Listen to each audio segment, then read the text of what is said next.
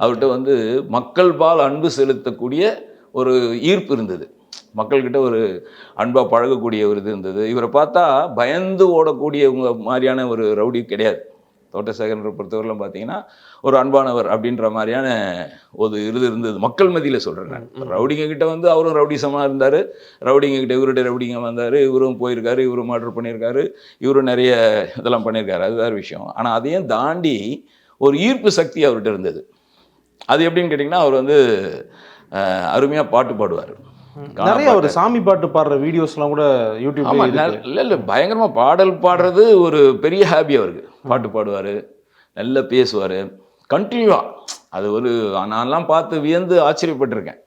ஒரு ஒரு சிலர்லாம் வந்து சும்மா ஒரு கொஞ்ச நேரம் தான் பாடுவாங்க, கொஞ்ச நேரம் தான் பேசுவாங்க. மணிக்கணக்குல பேசக்கூடிய ஒரு திறமை உள்ள ஒரு மனிதர். மணிக்கணக்குல பேசுவார், மணிக்கணக்குல பாடுவார். அப்படி ஒரு ஈர்ப்பு சக்தி அவர்கிட்ட இருக்கு.